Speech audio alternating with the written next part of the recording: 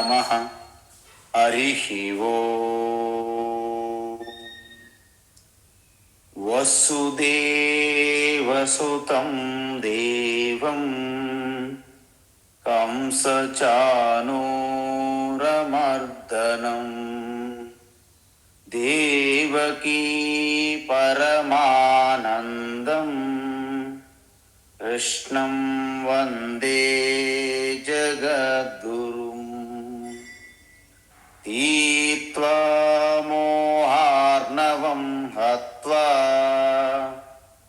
రాగద్వేషాదిరాక్షసాన్ సీతా శాంతి సమాయుక్తా ఆత్మా రామో విరాజతే.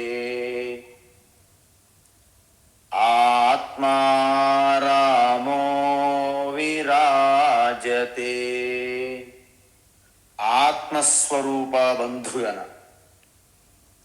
మనం 13వ అధ్యాయం ఆఖరి భాగం అంటే ఈ గొప్ప బ్రహ్మ విద్య అంటే క్షేత్రము క్షేత్రజ్ఞ మధ్య ఉన్నటువంటి ఆ తేడా, ఆ భేదము వివేకముతో దర్శించడము, అదేవిధంగా ప్రకృతి యొక్క కార్యములకు ఎటువంటి అధిష్టానము, స్వతంత్ర సత్తా, ఉనికి లేదని తెలుసుకోవడం. అందువలన ఈ అంతటికీ ప్రకృతి అంటే ఆ శుద్ధ చైతన్యమును ఆశ్రయించి 3 గుణముల ద్వారా ఆ డ్రామా నడిపిస్తున్నటువంటి ప్రకృతి ఏవ చ కర్మాని క్రియమానాని సర్వశః. సకల చేష్టలు కర్మలన్నీ ప్రకృతిలోనే జరుగుతున్నాయి. తత అదేవిధంగా ఆత్మానం అకర్తారం, శుద్ధ చైతన్యంగా నేనేమి చేయుటలేదు అంటే నేను కర్తన కాదు అనే విషయం యహ పశ్యతి, ఎవరు దర్శిస్తారో సహ వారే యథార్థంగా పశ్యతి, వారే యథార్థంగా దర్శించేవారగుదురు. అందువలన మనం చెప్పాం, పౌర్ణమి రోజున మనం చూస్తాం, బా ఎంత బాగుందో, చంద్రుడు ఎంత బాగుందో. మనము సముద్ర తీర ప్రాంతంలోను నదీ తీర ప్రాంతంలోను సెలబ్రేషన్ చేసుకుంటాం పౌర్ణమి రోజు వెన్నెలలో. కానీ నిజానికి ఆ చంద్రుని యొక్క ప్రకాశం నిజంగా చంద్రుని యొక్క ప్రకాశమా అని ఆలోచించామనుకోండి, మనకి తెలిసిపోతుంది ఇది సూర్యుని యొక్క ప్రకాశమే. ఎందుకంటే చంద్రుడు కూడా భూమికి అంటే భూమికి ఒక ఉపగ్రహం, భూమి చుట్టూ తిరుగుతున్నటువంటి ఒక ఉపగ్రహం. ఈ మధ్య కాలంలో మనం ఉపగ్రహం పంపించాం, ఒకటి శాటిలైట్. చంద్రుడి పైన మన యొక్క ఆ స్థానానికి శివశక్తి అని పేరు పెట్టాం కూడా, చంద్రయాన్-3. సో ఆ చంద్రుడిపై ఉన్నటువంటి మెటీరియల్స్ కొన్ని కలెక్ట్ చేసుకొని వాస్తవానికి ఎంతో ప్రకాశవంతంగా అద్భుతంగా ఆ వెన్నెల అందిస్తున్న చంద్రుని యొక్క కాంతి కాదు, అది సూర్యుని యొక్క ప్రకాశము. దేని ద్వారా తెలుస్తుంది? జ్ఞానచక్షు ద్వారా తెలుస్తుంది. మన మామూలు నేత్రములకి చంద్రుడి ప్రకాశమే కనిపిస్తుంది, కానీ జ్ఞానం ఏం చెప్తుంది? అది సూర్యుని యొక్క ప్రకాశం చెప్తుంది.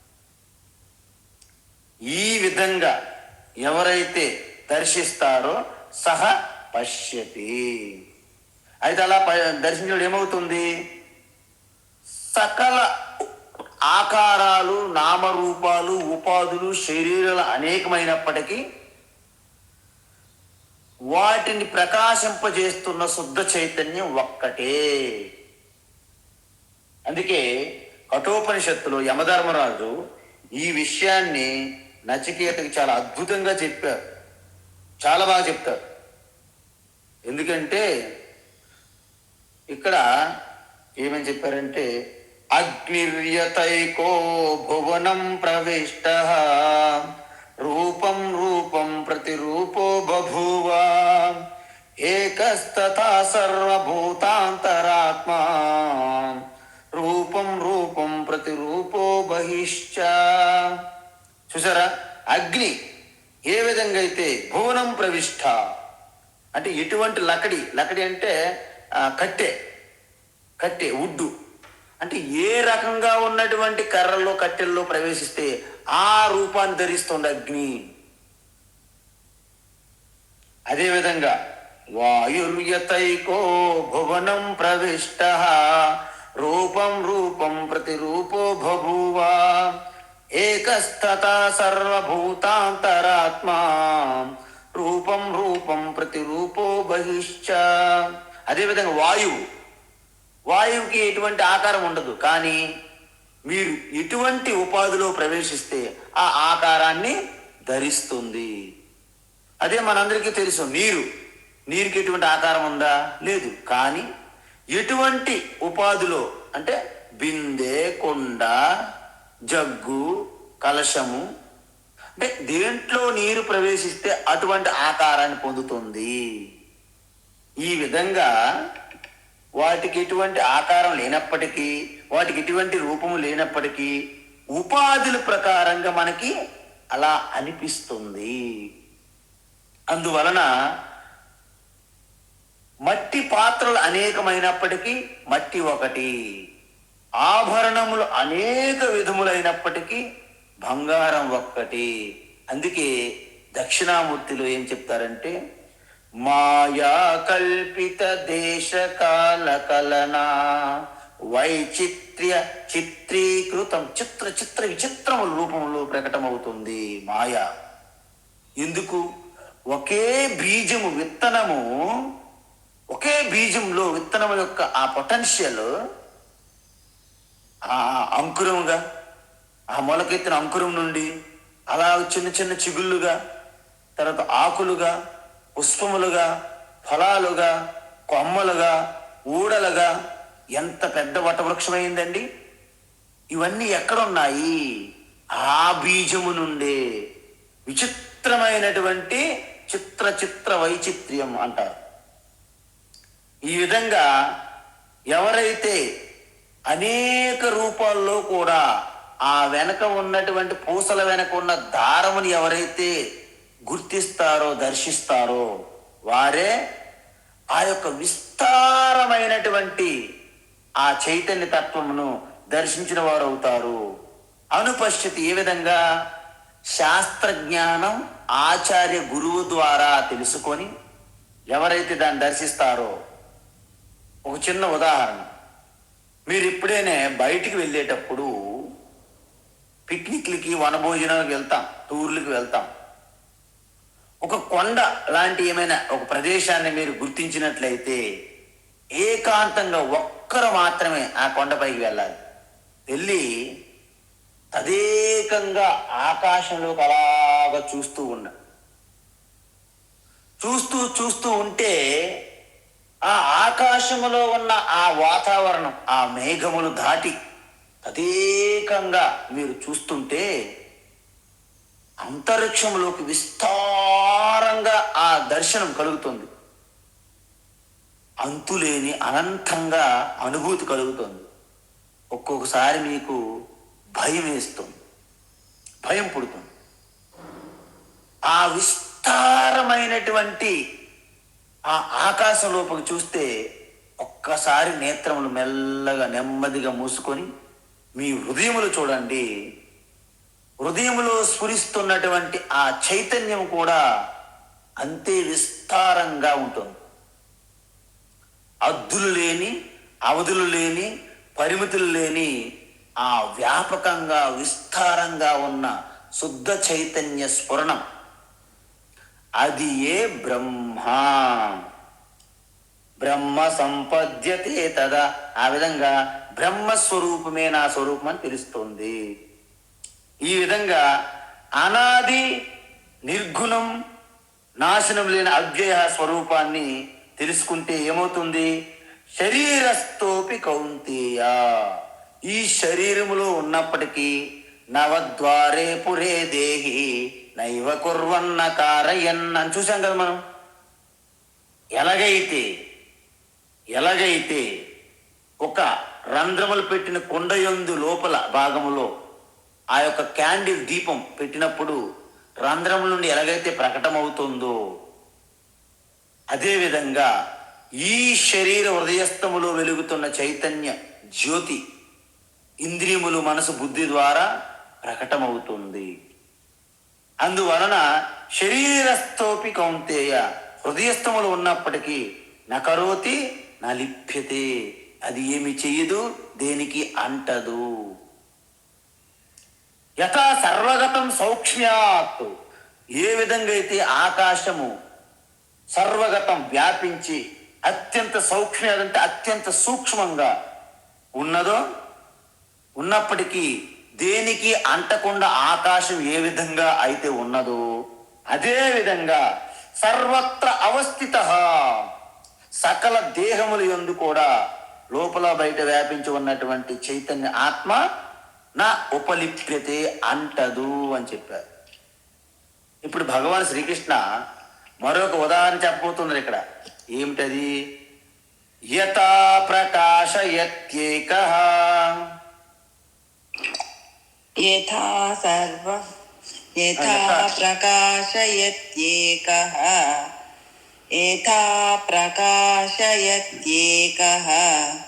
కృత్స్నం లోకమిమం రవిః, కృత్స్నం లోకమిమం రవిః, కృత్స్నం లోకమిమం రవిః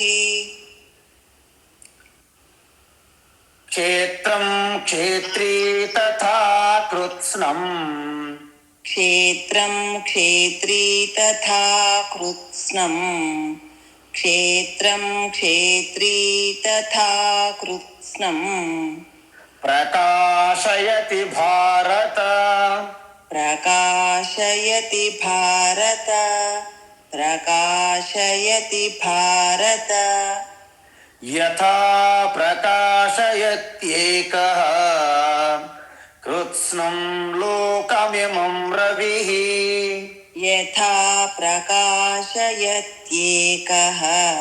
కృత్స్నం లోకమిమం రవిః, యథా ప్రకాశయత్యేకః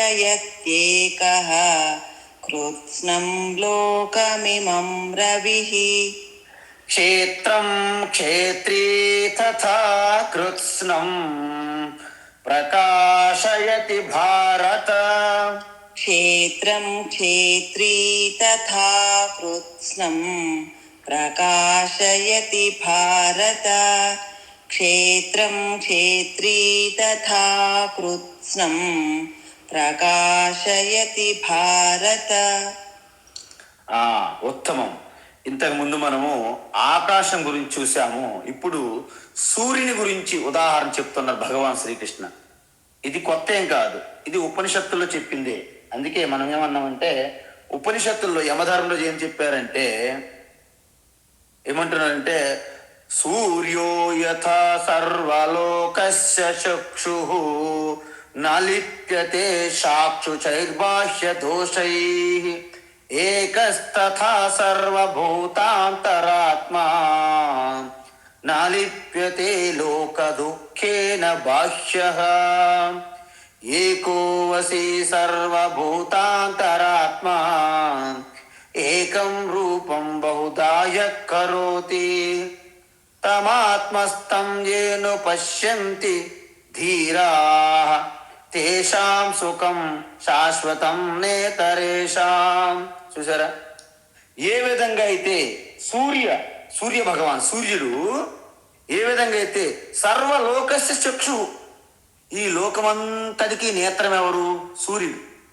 ఎందుకంటే మన నేత్రములతో మనము ఏదో కొంత దూరం వరకు అయితే మనం చూడగలం, కానీ ఈ జగత్తంతా దర్శిస్తున్నటువంటి ఆ శక్తి సూర్యునిలో ఉంది. అందుకే సూర్యుడికి ఏమంటారు? లోకచక్షు అంటారు.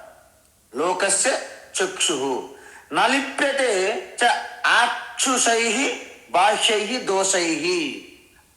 ఆ నేత్రము ఈ జగత్తులో జరుగుతున్నటువంటి వికారాలు, మార్పులు, చేర్పులకి ఎటువంటి సంబంధం లేదు. నలిప్పెతే అంటదు, సూర్యునికి అంటదు. ఎందుకు? అదే విధంగా ఏకస్తత సర్వభూతాంతరాత్మ, అదే విధంగా సూర్యుడు ఎలాగైతే ఈ జగత్తులో జరుగుతున్నటువంటి మంచి చెడులకి ఎలాగైతే అంటదో, సకల ప్రాణుల యందు అంతర్యామిగా ఉన్నటువంటి ఆ అంతరాత్మ, అంతర్యామి నలిప్యతే లోక దుఃఖేన బాహ్య. చూసారు, ఇక్కడ చెప్పారు. మరి అంతా భగవంతుడైతే మరి వాళ్ళు దుఃఖంగా ఉన్నారేమి? వీళ్ళు నవ్వుతూ ఉన్నారు, వీళ్ళు సుఖంగా ఉన్నారు, వాడు ఏడుస్తున్నారు, విచారంగా ఉంది, ఇవన్నీ అంటాం మనం. ఇవన్నిటితో సంబంధం లేదని చెప్తున్నారు ఇక్కడ. ఎందుకు? కారులో జరుగుతున్నటువంటి ఆ యొక్క పనిచేయి విధానము, ఆ యాక్షన్స్, ఆ చర్యలు ఎలాగైతే పెట్రోల్కి డీజిల్కి సంబంధం లేదో, బయట సూర్యప్రకాశములో మనం ఏం చేస్తున్నా సూర్యునికి ఎలాగైతే అంటవో సంబంధం లేదో, ఈ శరీరం కూడా ఆత్మ చైతన్య సమక్షములో పనిచేస్తుందో తప్ప దీంట్లో జరిగే సుఖ దుఃఖాలు ఆత్మకి అంటవు. ఇది మెయిన్ పాయింట్. అందువలన భగవాన్ ఈ రెండో ఉదాహరణ ఏం చెప్తున్నారు? సూర్యప్రకాశం అంటే సూర్యుడి కాదు, సూర్యకాంతి తీసుకోవాలి మనం ఇక్కడ. సూర్యకాంతి అంటే సూర్యుడని అనుకోకూడదు. అందువలన భూమండలం అంతా ప్రకాశింపజేస్తుంది సూర్యకాంతి ఇక్కడ. అయితే సూర్యకాంతికి ఆత్మ కూడా కొన్ని దగ్గర పోలికలు ఉన్నాయి. ఇంతకుముందు మనం చెప్పాం, అరచేయి కాంతి గురించి చెప్పాను. అందువలన ఏంటే పోలికలంటే, సూర్యుడు ఒక్కడే కానీ సూర్యకాంతి కూడా వేరు వేరే ఒక్కటేనా? ఒక్కటే. అంటే సూర్యకాంతి ఈ భూమండలం అంతా కూడా వ్యాపించి ఉన్నది ఒక్కటే. మరి సర్వగతత్వం ఆత్మ వ్యాపించి ఉందని చెప్పాము. సూర్యకాంతి కూడా భూమండలం అంతా వ్యాపించి ఉంది. అచలత్వం, సూర్యకాంతి కూడా వ్యాపించి ఉంది కాబట్టి చలనం లేదు. ఎందుకు? సూర్యకాంతి కదలాలంటే అది ఒక దగ్గరికే పరిమితమై వేరే ప్రదేశంలో ఉండకూడదు. అలాగేమున్నదా? లేదు.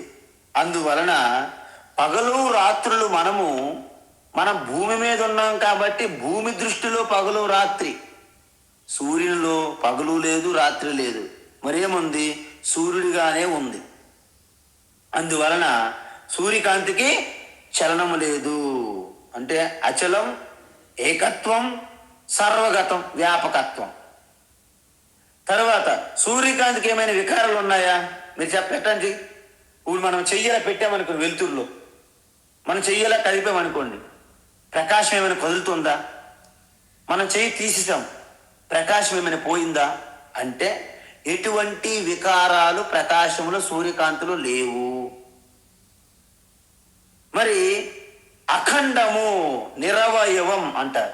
నిరవయవం అంటే ఏంటి? ఎటువంటి భాగాలు లేవు. మన శరీరం చూడండి, అనేక అవయవాల కలయిక. సృష్టిలో ఏ వస్తువు మీరు తీసుకున్నా దాన్ని భాగాలుగా చేయగలం, కానీ సూర్యకాంతిని ఏమైనా ముక్కలుగా చేయగలరా? మీరు చేయలేరు. అంటే సూర్యకాంతిని మీరు భాగములుగా విభజించలేము. పోనీ ఇంకొకటి, సూర్యకాంతి ఏమైనా బురదని, దుమ్మును, ధూళిని అంటుకుంటుందా? నో, అంటుకోదు. అంటే దానికి ఎటువంటి మలినములు సూర్యకాంతికి అంటవు. అదేవిధంగా పోనీ మన ఆత్మకి ఏమైనా మలినం అంటుతాయా? నో. అచ్చేద్యోయమదాహ్యోయం అక్లేద్యో శోష్యేవచ నిత్య సర్వగతస్థాను అచలోయం సనాతన అని 2వ అధ్యాయం చెప్పారు భగవాన్. ఆత్మ చైతన్యము, దానికి ఎటువంటి మాలిన్యం అంటదు. అగ్ని, నీరు, వాయువు, భూమి ఏవి కూడా అంటవు. సూక్ష్మం, అత్యంత సూక్ష్మత్వం. ఎందుకు? సూర్యకాంతి చాలా సూక్ష్మం, దాన్ని చూడలేము మన నేత్రమంతో. పోని మన యొక్క చెవులతో వినగలమా? అసలు వినలేము. అంటే ఇంద్రియములకు అందదు, అగోచరం. మరి ఆత్మ కూడా అంతే కదా. ఎందుకు? ఆత్మ సమక్షములో మనస్సు బుద్ధి ఇలాగా అయస్కాంత తత్వం ఎలాగైతే ఇనుము పొందుతుందో ఆ విధంగా పొందుతున్నాయి. ఆత్మ లేకుంటే మనసు బుద్ధి శరీరం ఇంద్రియములు ఎన్ని ఎక్కడికక్కడ పేక మూటలా పడిపోతాయి. అందువలన ఆత్మకు ఏమన్నారు? యమధర్మలు ఏం చెప్పారంటే కఠోపనిషత్తులో అశబ్దమస్పర్శమరూపమవ్యయం తథారసం నిత్యమగంధవచ్చయత్ అనాద్యనంతం మహతః పరం ధ్రువం నిచాయతం మృత్యుముఖాత్ ప్రముచ్యతే. హే నచికేత, ఈ ఆత్మస్వరూపం అనేది అశబ్దం. అది శబ్దం చెవుల ద్వారా తెలియబడదు, దానికి శబ్ద గుణము లేదు. అస్పర్శం, అది స్పర్శకు అందదు. అరూపం, దానికి ఆకారం లేదు, రంగు లేదు. అరసం, దానికి రుచి లేదు, ఎందుకంటే అది అసలు వస్తువులే కాదు కాబట్టి, పదార్థం కాదు కాబట్టి. అగంధవచ్చు అంటే వాసన కూడా లేదు. మరి ఏంటది? నిత్యము, శాశ్వతము, పురాణము. అయితే ఇంతకీ దాన్ని పుట్టుకుందా? అనాది, అనంతం. ఆది లేదు, అంతము లేదు. పుట్టిన వారికి గిట్టక తప్పదు. అసలు జన్మే లేదంటున్నా కదా. నా మృత్యు నా శంక నమే జాతి భేద నా పితానైవ నా మాత నా జన్మ అని చెప్పారు నిర్వాణ శతకంలో. కాబట్టి అనాది అనంతం మహత పరం ధ్రువం, గొప్పది, అదే పెద్దది. దానికంటే పెద్దది సృష్టిలో ఉండదు. మరేంటి? పరం, అత్యంత గొప్పది. ధ్రువం, శాశ్వతం. నిచాయతం, అత్యంత వివేక దృష్టితో, సూక్ష్మ బుద్ధితో ఎవరైతే దర్శిస్తారో మృత్యుముఖాత్ ప్రముచ్యతే, మృత్యు కోరల నుండి విముక్తులవుతారు. మృత్యు అంటే కాలం. కాలములో పుట్టిన ప్రతి ఒక్కటి నాశనము తప్పదు. అందువలన నిజానికి ఆత్మ కాలములోకి అంతర్పాతి కాదు కాబట్టి, కాలమునకు అతీతం కాబట్టి ఆత్మయే మహాకాల్ అంటారు. మనం ఉజ్జయిని వెళ్ళి మహాకాల్ దర్శనం చేసుకుంటాం కానీ ఆ మహాకాల్ నా హృదయస్థంలో స్ఫురిస్తుందని మనము గుర్తు చేసుకో. 41 రోజు 70 రోజులు అయ్యప్ప మాల వేస్తాం. అత్యంత దీక్ష, అత్యంత నిష్ఠ, తపస్తో చేస్తారు. శబరిమల వెళ్ళేటప్పుడు అక్కడ ద్వారం ఉందే తత్వమసి నాయన అంటారు. అక్కడ నువ్వే అయి ఉన్నావు అయ్యప్ప నీ హృదయస్థంలోని ధర్మశాస్త్ర అంటే తత్వమసి అని మనకు అస్సలు గుర్తే రాదు. అక్కడ ఊరికి వెళ్తాం, హడావుడిలో వెళ్తాం, మన యొక్క కార్యక్రమాలు పూజలు చేసుకొని మన హడావుడిలో ఉంటాం. అందువలన మృత్యుముఖాత్ ప్రముచ్యతే అంటే అర్థం ఏంటి? చంద్రశేఖరమాశ్రయే మమ కిం కరిష్యతి వయ్యమః.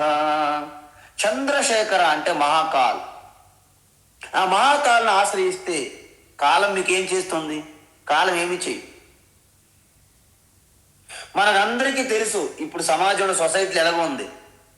ముఖ్యమంత్రి మన బంధువు అయితే మనకి పోలీసులు ఏం చేస్తారు చెప్పండి? అదేవిధంగా మహాకాలుడే నీలో ఉంటే ఇక కాలంగా ఉన్నటువంటి మృత్యుదేవత యమధర్మరాజు ఏం చేయగలడు? మీ దగ్గరికి వచ్చి నమస్కారం పెట్టి ఒక కప్పు కాఫీ తాగిపోతాడు Yamadharmaraju. Okay, thank you Yamadharmaraju, please come here, sit down, can we have coffee or tea? No no no, I don't need, I need only glass of water. So Yamadharmaraju కూడా మీతో కూర్చొని ఒక గ్లాస్ ఆఫ్ వాటర్ తాగి వెళ్ళిపోతాడు తప్ప మిమ్మల్ని ఏం అనలేడు. ఎందుకు? మీరు మహాకాలుడితో సంబంధికులు కదా. మీ బంధువు మహాకాలుడు కుటుంబాన్ని నేనెక్కడ టచ్ చేయగలను? టచ్ చేస్తే ఏమైంది? మార్కండ పురాణాలు విన్నారు కదా, టచ్ చేసి చూశాడు కదా, ఎక్కడ పడ్డాడు యమధర్మరాజు? అది కథ. సో అందువలన చంద్రశేఖరమాశ్రయే మమ కిం కరిష్యతి. యమ ఏం చేయగలదు నాకు అంటే, యమధర్మరాజు వస్తే మీ చిటికని వేలు చూపెట్టాలి, బొటన వేలు కూడా అక్కర్లేదంట. అలాంటి మృత్యుముఖాత్ ప్రముచ్యతే, మృత్యు కోరల నుండి మీరు బయటపడతారు. లేకపోతే 11వ అధ్యాయం మనం చూసాం. ఆ కాలుడి యొక్క దంతాలలో అలా వేలాడుతుంటారు. చూర్ణం త్రిపురా చూర్ణం చేసి పడేస్తాం ఆ కాలుడు. మృత్యు భయం చాలా గొప్పది. అందువలన ఈ తత్వం తెలుసుకొని మీరు ఇంకేంటి ప్రకాశకత్వం, కాంతి, ఈ ప్రకాశము అన్నింటినీ ప్రకాశింపజేస్తుంది. ఇప్పుడు మీ అందరూ కూడా ఒక్కసారి మీరు మీ అరచేతిని ముందుగా పెట్టండి. పెట్టారు, ఓకే. ఇప్పుడు ఈ అరచేతి చుట్టూ కూడా చీకటిగా ఉంటే అరచేయి మీకు కనిపిస్తుందా? గాఢాంధకారములో ఏ వస్తువు కూడా మనకు కనిపించట్లేదు. కాబట్టి అంధకారములో ఈ చేయి మనకు కనిపించుటలేదు. ఇప్పుడు లైట్ ఆన్ చేశాం, స్పష్టంగా కనిపిస్తుంది. మరి ఇంతకు ముందు కనిపించిన చేయి ఇప్పుడు కనిపిస్తుందంటే కారణం ఏమిటి? ప్రకాశం. అంటే ప్రకాశంకి చెయ్యి పెట్టక ముందు కూడా ప్రకాశం ఉంది, కానీ ప్రకాశం మీరు గుర్తిస్తున్నారా? గుర్తించుటలేదు. కానీ చెయ్యి పెడితే ఓ చెయ్యి కనిపిస్తుంది. ఇప్పుడు చెప్పండి, ప్రకాశం అనేది చేయి నుండి పుట్టిందా? నో. ఏం మాట్లాడుతున్నా స్వామీజీ మీరు? చేయి నుండి పుట్టడం ఏంటి? ప్రకాశం ఉంది, చేయి వచ్చింది ప్రకాశంలోకి. ఓకే, సరే. ప్రకాశం అనేది మన అరచేతులు ఏమైనా ఒక సగం భాగమా? కాదు. మరి ప్రకాశం అనేది మన అరచేతిలో ఏమైనా ఒక గుణము, లక్షణమా? అంటే ఇలాగ రేఖలు ఉన్నాయి, అలాగే ఉంటాయి ప్రకాశానికి, అరచేతికి ఉన్నాయి కాబట్టి? నో, లేవు. మరి ప్రకాశం ఏమిటి? ఇది ఆలోచన, విచారణ. ప్రకాశం అనేది స్వతంత్రము, చేయి కంటే స్వతంత్రంగానే ఉంది. ప్రకాశము అరచేయి మొత్తం కూడా వ్యాపించి ఉన్నది చుట్టూ. ఓకే, ప్రకాశం వల్లనే అరచేయి తెలుస్తుంది, కనిపిస్తుంది. ఈ అరచేయి ప్రకాశం యొక్క హద్దులను పరిమితం చెయ్యలేదు. ఎందుకు? ప్రకాశం వ్యాపకము, అరచేయి చాలా పరిమితం. సరే, అరచేయిని తీసేశాం, ప్రకాశం ఏమైంది? యథావిధిగా ఉంది. ఈ ఉదాహరణ గట్టిగా మీరు పట్టుకుంటే, శుద్ధ చైతన్యం అనే ప్రకాశములో శరీరం వచ్చింది. ఓకే, మరి చైతన్యం, శుద్ధ చైతన్య ఆత్మ శరీరం నుండి పుట్టిందా? నో, లేదు. పోనీ శరీరములో ఏమైనా భాగమా? కాదు. శరీరం యొక్క ధర్మము, గుణమా? కాదు. మరి శుద్ధ చైతన్యము శరీరము కంటే స్వతంత్రమైనది. చైతన్యం వలనే నీ బుద్ధి, మనసు, ఇంద్రియములు, శరీరం తెలుస్తున్నాయి. ఈ శరీరము యొక్క పరిమితులు, ఈ శరీరం యొక్క హద్దులు చైతన్యాన్ని పరిమితం చేయలేవు. శరీరం ఒక్కసారి రోగం వచ్చి పడిపోయింది అనుకో, నాశనం అయింది అనుకోండి, చైతన్యంకి ఏమైంది? చైతన్యం ప్రకాశంలాగా ఉంటూనే ఉన్నది. మరి నాకు చైతన్యం కనిపించట్లేదు స్వామి. చైతన్యం అనుభవంలోకి రావాలంటే ఒక శరీరం ఉండి తీరాలి, ఏదో ఒక శరీరం ఉండాలి. అది ఎలక శరీరమా, కుక్క, నక్క, పిల్ల, కుక్క, ఏదో ఒకటి, మనిషి. ఇక్కడ ప్రకాశం ఉన్నప్పటికీ మనకు తెలియట్లేదు, అంతా ప్రకాశమే వ్యాపించి ఉన్నది. అరచేయి పెట్టుగా అరచేయి కనిపిస్తుంది, ప్రకాశం గుర్తిస్తుంది. ఈ విధంగా తెలుసుకుంటే అప్పుడు మీకేమవుతుంది అంటే, యథా ఏకః రవిః, ఏ విధంగా అయితే ఒకే సూర్యకాంతి ఇమం కృత్స్నం లోకం ప్రకాశయతి. ఇమం అంటే ఈ సమస్త లోకాన్ని ప్రకాశింపజేస్తుందో, ప్రకాశయతి అంటే ఒకే సూర్యకాంతి ఈ సమస్త లోకాన్ని ప్రకాశింపజేస్తుందో, తథ అదే విధంగా క్షేత్రం అంటే క్షేత్రి కృత్స్నం ప్రకాశయతి భారత.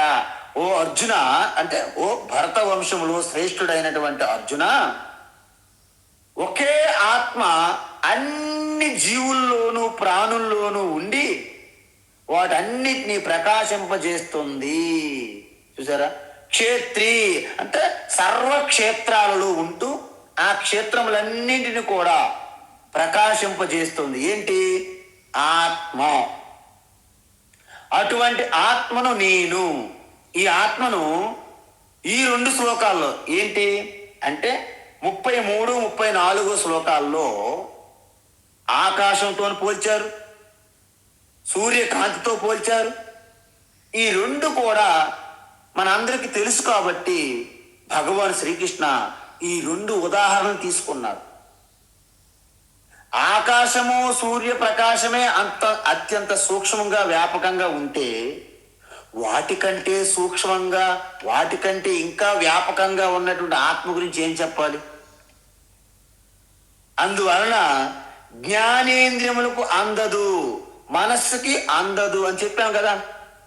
సో అదే విధంగా మనం ఇంతకుముందు చూసాం ఏంటి, ఈ లోకానికి అంతటికీ నేత్రంగా ఉన్న సూర్యుడికి ఎలాగైతే ఈ యొక్క మాలిన్యాలు, చెడులు, మంచి చెడులు ఎలాగైతే అంటవో, సకల శరీరాల్లో ఉన్నటువంటి ఆ ఆత్మ కూడా మీ శరీరం, మనసు, బుద్ధి, సుఖ దుఃఖాలు, ఈ దోషాలు అంటవు. అందుకే జ్యోతిష్యమన్నా, వాస్తుశాస్త్రాలన్నా, పుట్టుమచ్చలన్నా, న్యూమరాలజీ, మీరు ఏమైనా చెప్పండి, ఇవన్నీ కూడా మొన్న ఒక అతను నా దగ్గరికి వచ్చారు. స్వామీజీ, జ్యోతిష్యంని నమ్మవచ్చా అన్నారు. నేను ఆయనకు ఒక ప్రశ్నించాను తిరగా, నువ్వు పుట్టావని నువ్వు నమ్ముతున్నావా? ఎస్, నేను పుట్టాను, నా డేట్ ఆఫ్ బర్త్, నా ఆధార్ కార్డ్ డీటెయిల్స్ ఇవ్వకో, నాకు 47 సంవత్సరాలు. అయితే జ్యోతిష్యాన్ని కూడా నమ్మాలి, అది కూడా సత్యమే అన్నాను. ఎందుకు? మీరు ఎంతవరకు అయితే నేను పుట్టాను, లోకం పుట్టింది, చూసారా, నేను పుట్టాను, లోకం పుట్టింది, ఈ పాఠంలో మీరు ఉన్నంత వరకు మీకు జ్యోతిష్యం కూడా సత్యమే, వాస్తు శాస్త్రాలు సత్యమే, పుట్టుమచ్చలు, బల్లిపడ్డాలు, ఇవన్నీ పలాయన రేవులు, పలాయన సమయంలో మునకి వెయ్యాలి. ఎక్కడెక్కడో చూస్తున్నటువంటి శ్రీరామచంద్రుడి ఫోటో అవి కరెక్ట్ కాదు, పలాయన ప్రాంతంలో వాళ్ళు చెప్పారు, ఇక్కడ ఉన్నటువంటి శ్రీరాముని యొక్క ప్రతిమ కరెక్ట్ అని నువ్వు చెప్పు, నీ వెనక నుంచి ఏదైనా ఒకటి ఇస్తాము అని చెప్తుంటారు కొంతమంది. వాళ్ళు యూట్యూబ్లు పట్టుకొని ఓహో అక్కడ ఆత్మలు ఆ ప్రదేశానికి వెళ్తే మీ ఆ మంత్రం చెప్పిస్తే మీ పాపాలన్నీ పోతాయని యూట్యూబ్ పట్టుకొని ఒకటే ఊదుతుంటారు వాళ్ళు ఆ యొక్క మైకుల్లో. ఇవన్నీ కూడా వ్యావహారికంగా నేను జీవుడిని అని మీరు ఎంతవరకైతే నమ్ముతుంటారో అంతవరకు ఇవన్నీ మీకు పనిచేస్తాయి. కానీ ఆ వెనుక ఉన్నటువంటి ఆత్మ చైతన్యంగా కనుక మీరు ఒక్కసారి గుర్తించగలిగితే ఈ జ్యోతిషాలు, వాస్తు శాస్త్రాలు, ఈ కట్టుబాట్లు, నియమాలన్నీ కూడా మీకు ఒక క్రమశిక్షణ ఇస్తాయి.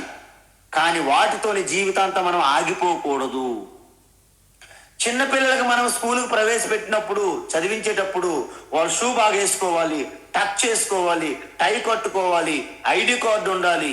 అవి ఏవి లేకపోయినా టీచర్ బయటకు పంపించేస్తారు.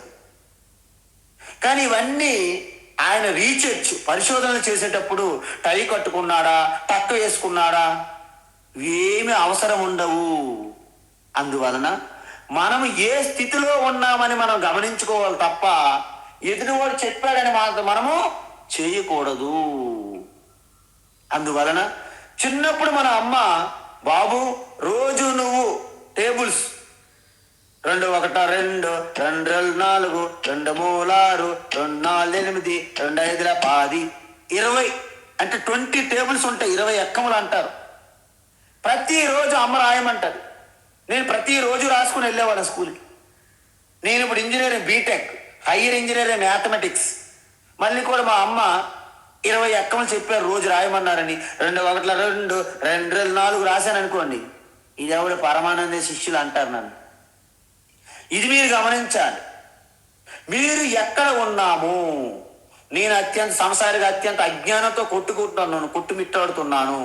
నేను ఇదే భ్రమ, ఇదే సత్యం అనుకుంటున్నాను, ఈ శరీరం సత్యం అనుకుంటున్నాను, పుష్టిగా చేసుకొని మిలమిల మెరిసే రోడ్లు గోళ్ళు బంగారం చేయాలనుకుంటున్నాను.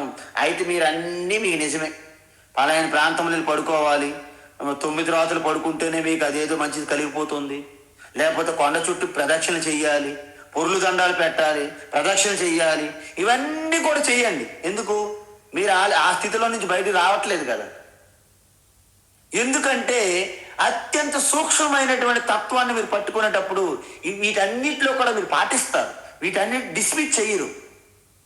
వాటి విలువ వాటికి ఉంది, ఆ స్థానంలో ఆ సమయంలో ఉంది. టై కట్టుకోవడము, టక్ చేసుకోవడము, షూ మంచిగా పాలిష్ చేసి మంచి బట్టలు ధరించి పిల్లలు స్కూల్కి వెళ్ళడం అవసరం, ఆ క్రమశిక్షణ. కానీ రీసెర్చ్ పిహెచ్డి చేసినప్పుడు అవన్నీ పట్టించుకోరాళ్ళు. ఈ విధమైనటువంటి ఒక డిసిప్లిన్ మనకి కావాలి. ఒకసారి ఫ్రాన్స్లో జేమ్స్ విలియం అనే ఒక అతను, ఆయనకి మానసికంగా ఒక ప్రాబ్లం కలిగింది. ఏంటి? నేను ఒక పురుగుని, అంతే. ఐఆమ్ ఇన్సెక్ట్ అంతే. పూర్తిగా ఆ సైకలాజికల్ గా ఆ ఎర్రర్, ఆ భ్రమ, ఐఆమ్ ఏ ఇన్సెక్ట్, నేను ఒక కీటకము అంతే అని ఎప్పుడైతే లోతులో బలంగా నేను కీటకం అనే భావంతో ఉన్నారో, యద్భావం తద్భవతి. ఆయన మనిషిలాగా మీకు కనిపిస్తున్నప్పటికీ ఆయన వ్యక్తిత్వం అంతా ఒక కీటకం మాదిరిగానే ఉన్నాడు. అందువలన బయటికి వెళ్లకుండా ఆ ఇంట్లోనే ఒక మూల దాక్కుని అలాగ జీవిస్తున్నాడు అనమాట. సో ఫ్యామిలీ అందరూ గుర్తించారు, చాలా సైకలాజికల్ ప్రాబ్లం సీరియస్ గా ఉంది కాబట్టి సైకియాట్రిస్ట్ దగ్గర తీసుకెళ్లారు. ఆయన ఈయనకి సైకలాజికల్ గా ఆ ట్రీట్మెంట్ ప్రారంభించి 3 months వరకు టైం తీసుకొని ఆ హాస్పిటల్లోనే ఉంచుతూ ప్రతిరోజు పెద్ద లాంగ్ మిర్రర్ ముందు నిల్చోబెట్టి, you are a James William, not insect, నువ్వు కీటకం కాదు, నువ్వు జేమ్స్ విలియం అని అద్దం ముందు కూర్చొని నిధిధ్యాసనం, నిర్వాణ శతకం లాగా మనోబుద్ధి అహంకార చిత్త నినాహం ఏ విధంగా అంటామో, నేను కీటకం కాదు, నేను జేమ్స్ విలియం, నేను కీటకం కాదు, నేను జేమ్స్ విలియం, ఈ విధమైన మెడిటేషన్ ఆయనకి. చివరికి పర్ఫెక్ట్ 3 నెలలు అయిన తర్వాత పర్ఫెక్ట్. మీరెవరు? I'm James William. మీరు కీటకమా? What nonsense you are talking, I'm not a insect, నేను కీటకం కాదు. ఓకే, అప్పుడు డాక్టర్ సో హ్యాపీ, డాక్టర్ చాలా ఆనందం, అమ్మయ్య పేషెంట్ అనేవాడు రికవర్ అయిపోయారు. అయితే కెన్ యూ డిశ్చార్జ్ యూ అంటే, నీకు డిశ్చార్జ్ ఇచ్చేద్దామా? Oh yes doctor, I'm ready, I'm not insect, నేను కీటకం కాదు, ఐఎమ్ జేమ్స్ విలియం అన్నాడు. వెంటనే డిశ్చార్జ్ ఇచ్చారు, వెళ్ళారు. ఇలా రోడ్డు మీద నుంచి వెళ్తుంటే ఒక కాకి అటువైపు నుంచి వచ్చింది. వెంటనే రిటర్న్ పరిగెత్తుకుంటూ వచ్చి ఒక్కసారిగా ఆ డోర్ వేసి ఉంటే ఒక్కసారి డోర్ డ్యాష్ కొట్టి మరి లోపల పడ్డాడు ఇల్లు. హే జేమ్స్ విలియం, ఇప్పుడే కదా నీకు డిశ్చార్జ్ అయింది, why you immediately came back, ఎందుకు వచ్చే తొందరగా అన్నాడు. Doctor, there is a crow outside అన్నాడు. బయట కాకి ఉంది. Hey you are James William, you are not insect, నువ్వు కీటకం కాదు, నీకేం ప్రాబ్లము? డాక్టర్, ఐ నో, నాకు తెలుసు డాక్టర్, నేను జేమ్స్ విలియం, నేను కీటకం కాదు, కానీ ఆ కాకి తెలియదు కదా అని ఆయన అన్నారు. సో మనందరం కూడా జేమ్స్ విలియంలా బ్రతికేస్తున్నాం. నాకు తెలుసు నేను శివోహం అంటారు మీరు కూర్చొని, కానీ మా అత్తకు తెలియదు కదా. ఆవిడ కోడలు మన క్లాస్కి వచ్చి శివోహం అని ఇంటికి వెళ్తాడు. వెళ్ళిన తర్వాత ఇక అత్తతో గొడవ. అప్పుడు అంటది, ఏమమ్మా రోజు భగవద్గీత వింటున్నాకంటే, స్వామీజీ ఐ నో అహం బ్రహ్మాస్మి చిదానంద రూప శివోహం, మా అత్తగారికి తెలియదు కదా అని ఈవిడ బాధ. సో ఇలాంటి ప్రాబ్లం మనకి, ఇది ఒక నట్ అనమాట, ఒక చిన్న నట్లు అది గట్టి పట్టేస్తుంది అనమాట. దాన్ని వదిలించుకోవాలి. అందుకే భావాద్వైతం సదా కుర్యాత్ క్రియాద్వైతం న కరిహి చేత్ అద్వైతం త్రిషు లోకేషు నాద్వైతం గురునా సహ అన్నారు. చంద్రశేఖర్ పరమాచార్య ఈ శ్లోకాన్ని చెప్పి, చూడండి తత్వం తెలుసుకొని మీ లోపల పెట్టుకో, ప్రతి క్షణము చింతన చెయ్యి, అంతే తప్ప బయటికి ఈ పంగనామాలు పెట్టుకొని అహం బ్రహ్మాస్మి చిదానంద రూప శివోహం అని ఊరికే బయట ప్రాలాపనలు చేయొద్దు. నిరంతరము మీ బ్యాక్గ్రౌండ్లో, నేను మీకు చెప్పాను ఈవేళ ధ్యానంలో, మన శ్వాసను గమనిస్తూ దృష్టిని కనుబొమ్మల మధ్య పెట్టమన్నా. ఒక అతను అన్నాడు, స్వామీజీ శ్వాసను గమనించమంటున్నారు మీరే, దృష్టినేమో కనుబొమ్మల మధ్య పెట్టమంటున్నారు, రెండో ఒకసారి ఎలా సాధ్యం అన్నారు. నాయన అది సాధ్యమే. ఏ విధంగా అంటే మనము ఒక పని చేస్తుంటాం.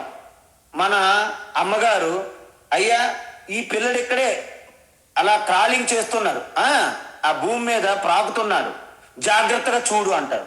నేను ఇక్కడేమో కంప్యూటర్ మీద ఏదో టైప్ చేస్తుంటాను, ఆ పిల్లడు అక్కడ అలా ప్రాకుతున్నాడు. కొంచెం దూరం వెళ్తే కింద పడిపోతాడు, అక్కడ అది క్యారిడర్. అయితే నా దృష్టి ఏంటి?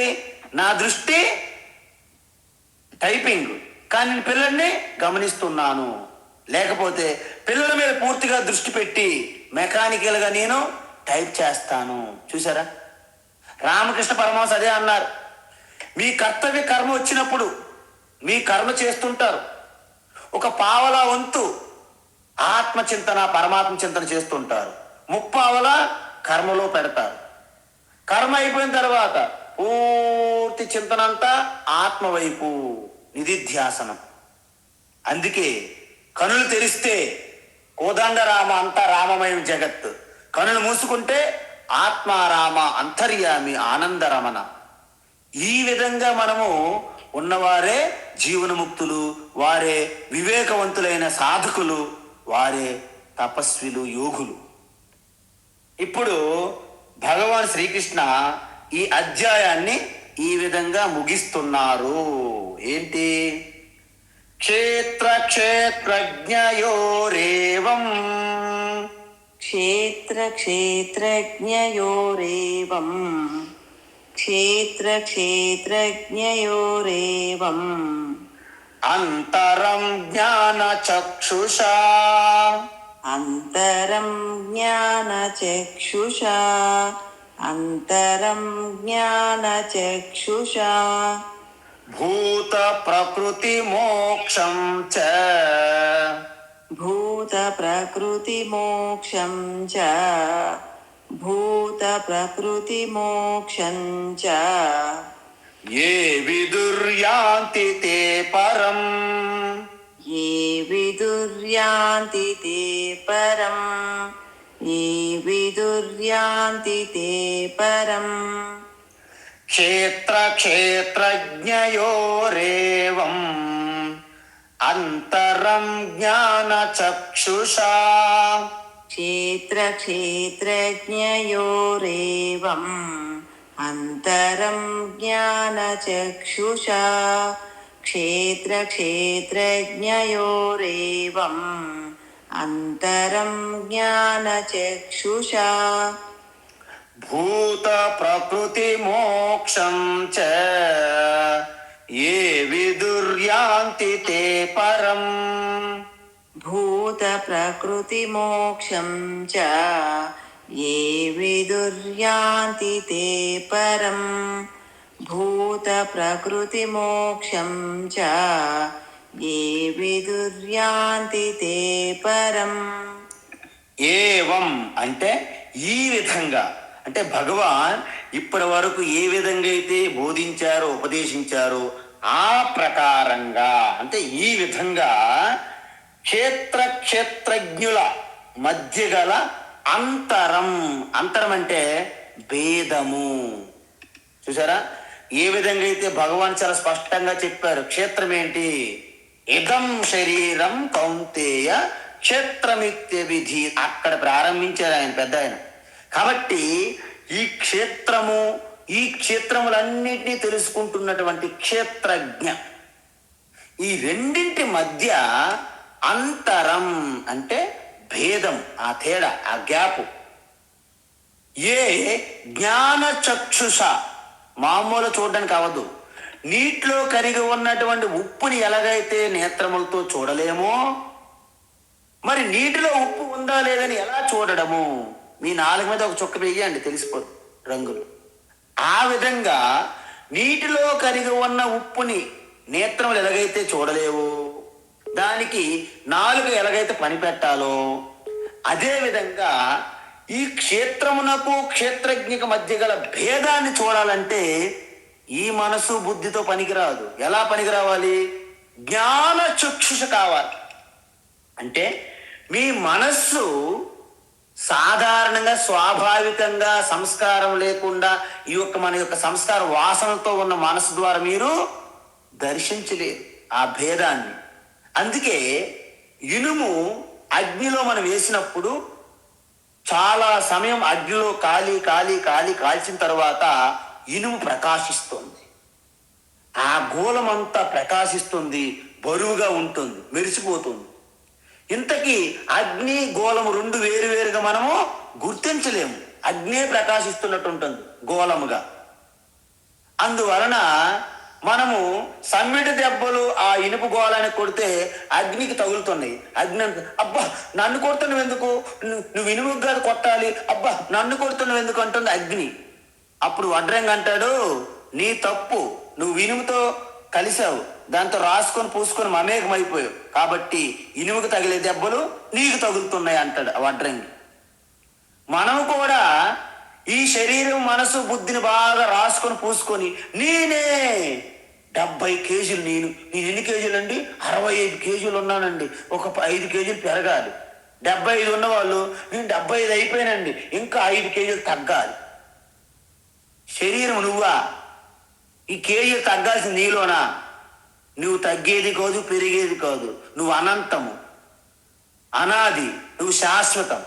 మరి పెరుగుతున్నది ఏంటి? ఎంత ఫుడ్ తింటే అంత శరీరం పెరుగుతుంది. మరి తరుగుతుంది ఏంటి? ఎంత ఫుడ్ తగ్గించి ఎక్సర్సైజులు చేసి సమయం పాలన పాటిస్తే శరీరం బరువు తగ్గుతుంది. నువ్వు తగ్గేవాడివి కాదు, పెరిగేదానివి కాదు అని అంటారు. అందువలన దీన్ని జ్ఞాన చక్షుష అంటే, జ్ఞాన శిక్ష ఎలా వస్తుంది స్వామి అంటే, ఇనుము వేరుగా ఇనుముగా ఉంటే అది అయస్కాంతం కాదు. కానీ అయస్కాంత సమక్షంలో ఎలాగైతే రాపిడి చేసి అయస్కాంతం దగ్గరుస్తామో అది కూడా అయస్కాంతంగా ప్రవర్తిస్తుంది. ఈ విధంగా ఈ శ్లోకముతో ఈ జ్ఞాని పొందే ఆ ప్రయోజనాన్ని ముగిస్తున్నారు. ఇక్కడ ఏంటి? జీవన్ముక్తి. జీవన్ముక్తి ఒక్కటే దీని లక్ష్యం. అందుకే సత్సంగత్వే నిస్సంగత్వం, నిస్సంగత్వే నిర్మోహత్వం, నిర్మోహత్వే నిశ్చలతత్వం, నిశ్చలతత్వే జీవన్ముక్తి.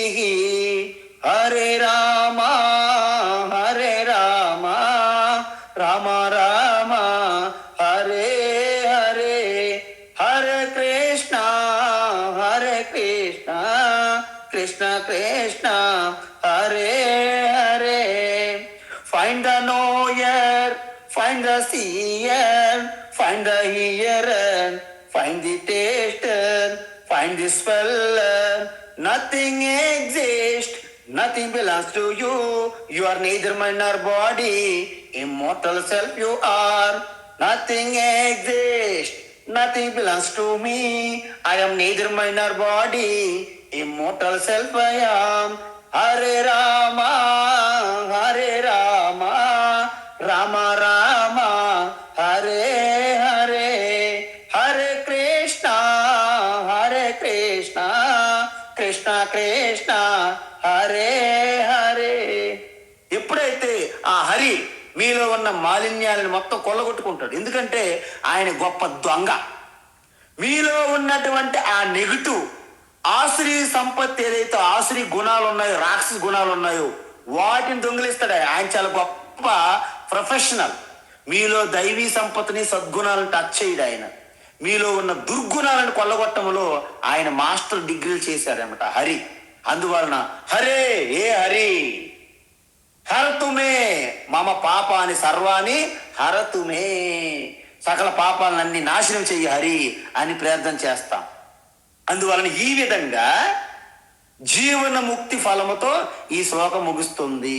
ఎలా అంటే, క్షేత్రజ్ఞయోహో అంతరం ఏవ విదుహు. ఈ క్షేత్రము క్షేత్రజ్ఞ మధ్య ఉన్నటువంటి భేదాన్ని వాళ్ళు స్పష్టంగా దర్శిస్తారు. ఎలాగైతే ఎక్స్రే, మీరు ఎన్ని బట్టలు వేసుకున్నా లోపల ఉన్నటువంటి సిస్టమ్ అంతా కనిపిస్తుంది ఎక్స్రే కిరణాలకి. ఆ విధంగా ఎవరైతే దీన్ని మధ్య ఎలా తెలుసుకుంటారో వాళ్ళు జ్ఞాన చక్షుష, జ్ఞాన నేత్రము ద్వారా. అంటే ఆత్మ పంచ జ్ఞానేంద్రియములకు పంచ కర్మేంద్రియములకు మన మనస్సుకి బుద్ధికి అతీతంగా ఉందని చెప్పాం. ఎందుకు అంటే bulb, fan, radio, fridge, cooler cooler, heater, mic ఇవేవి కూడా కరెంటుని దర్శింపజేయలేవు. ఎందుకు? కరెంటు సమక్షంలో పనిచేస్తున్నాయి. అదే విధంగా ఇంద్రియములు, మనసు, బుద్ధి ఆత్మని దర్శింపజేయలేవు. ఎందుకు? ఆత్మ సమక్షములో పనిచేస్తున్నాయి కాబట్టి. అందువలన భూత ప్రకృతి మోక్షం చ. ఇక్కడ మోక్షం అంటే ఏంటి? మీకు విడుదల. దేని నుండి విడుదల? ప్రకృతిని రాసుకొని పూసుకొని మమేకం అయిపోయారు కదా, దాని నుండి మీకు విడుదల వస్తుంది. మీకు బెయిల్ అంటే, బెయిల్ ఎప్పుడు క్యాన్సల్ అవ్వదు, అన్కండిషనల్ బెయిల్ అండోయ్. అబ్బో మీకు బెయిల్ ఇచ్చాం కానీ నువ్వు ఫారెన్ వెళ్ళకూడదు, నువ్వు అక్కడికి వెళ్ళకూడదు, ఇలా మాట్లాడకూడదు, అలాంటి కండిషన్ లేవు. ఫుల్ ఫ్రీడమ్, విడుదల. అందువలన ఇక్కడ మోక్షం అంటే ముక్తి అని కాదు, అంటే ప్రకృతి నుండి మీకు మోక్షం. అందువలన మీరు పరతంత్రంగా ఉన్న మీకు ఇప్పుడు పూర్తి స్వేచ్ఛ. సినిమా బొమ్మలకు ఎలాగైతే స్వతంత్రంగా ఉనికి లేదు, తెర మీద బట్టే వాడుతాయి, తెరకు మాత్రం స్వతంత్రం ఉనికి ఉంది. అందుకే భూత ప్రకృతి మోక్షం చ అంటే దేని యొక్క మిథ్యాత్వం. ఈ జగత్ ఏంటి? మిథ్య. ఈ మిథ్య అనేది పురుషుల మిథ్య, ప్రకృతియే. అంటే భూత ప్రకృతి అంటే మొత్తం సకల జీవులు, వస్తువులన్నీ కూడా భూత ప్రకృతి యొక్క కార్యములే. సో జగత్ మిథ్య అని చెప్పామనుకోండి, జగత్ మిథ్య అయినప్పుడు జగత్తు నుండి పుట్టినటువంటి అన్ని కార్యాలు కూడా మిథ్య అని తెలుసుకోవాలి. ఎందుకు? ఆ ప్రకృతి 3 గుణములు ఎప్పుడైతే మిథ్య అని మొదట చెప్పామో, దాని నుంచి పుట్టిన వాళ్ళందరూ మిథ్యయే. సో ఈ విధంగా అంటే ఎవరైతే విదుహు ఎవరు తెలుసుకుంటారో, ఈ విధంగా ఎవరు తెలుసుకుంటారు? ఎలాగా? బ్రహ్మ సత్యం జగన్మిథ్యా జీవో బ్రహ్మైవ నాపరః. అందుకే శంకరాచార్యకి ఒకరు అడిగారంట, ఏంటి? భగవాన్ ఆచార్య శంకరాచార్య ఇన్ని వ్యాఖ్యానాలు, భాష్యాలు, ప్రకరణలు ఎన్నో రాశారు, స్తోత్రాలు అన్ని రాశారు, ఇవన్నీ చదవడానికి మా జీవితం సరిపోవట్లేదు, వీటన్నిటి సారము ఒక్క శ్లోకంలో చెప్పండి అని అడిగితే ఆ పెద్ద మనిషి అన్నారు, ఒక్క శ్లోకం కూడా అక్కర్లేదు ఈ తత్వం కోసము, అర్ధ శ్లోకం అంటే సగం శ్లోకంలో చెప్తాను. ఏంటది? శ్లోకార్థేన ప్రవక్ష్యామి యదుక్తం గ్రంథ కోటిభిః. అర్ధ శ్లోకంలో చెప్తాను. అర్ధేన శ్లోకం అహం ప్రవక్ష్యామి. ఏంటది? యదుక్తం గ్రంథ కోటిభిః. కోటి గ్రంథాలు చెప్పే తత్వాన్ని అర్ధ శ్లోకంలో చెప్తాను. ఏంటది అంటే బ్రహ్మ సత్యం జగత్ మిథ్యా జీవో బ్రహ్మైవ నాపరః. కేవలం బ్రహ్మ ఆత్మ అదొక్కటే సత్యం. సర్వకాలాలు సర్వావస్థలు మిగిలి ఉండిపోయేది శేషంగా అదొక్కటే ఆదిశేష. మిగతాదంతా కూడా సృష్టి స్థితి లయమైపోతుంటది. అందువలన ఈ విధంగా ఎవరైతే తెలుసుకుంటారో తే పరం యాంతి, వాళ్ళు పరమ పదమైనటువంటి మోక్షాన్ని పొందుతారు. ఇక్కడ మోక్షం అనేది 2 రకాలుగా తీసుకోవాలి. ఎలాగా? ఈ జగత్తు నుండి మీకు కలిగినటువంటి విముక్తి, పరమ పదాన్ని పొందడము. అంటే భయం నుండి మీరు బయటపడతారు. దీని యొక్క ఫలం ఏంటంటే జీవనముక్తి. అంటే కృష్ణ ఉపదేశం చేసినటువంటి భగవద్గీత శ్రీకృష్ణుడిగా మీరు మారడమే దాని యొక్క ప్రయోజనం. ఏ మాత్రం కూడా తగ్గేదే లే అన్నట్లుగా కృష్ణ పరమాత్మ దీన్ని జీవన్ముక్తిగా చెప్పారు. ఇక్కడతో ఈ 13వ అధ్యాయం అయిపోయింది. రేపు క్లాసులో 13వ అధ్యాయం యొక్క పూర్తి సారాంశం సమ్మరి మరొకసారి చూద్దాం. తరువాత 14వ అధ్యాయానికి మనము ప్రవేశించబోతున్నాము. హరి ఓం తత్సత్. సర్వం శ్రీకృష్ణార్పణమస్తు.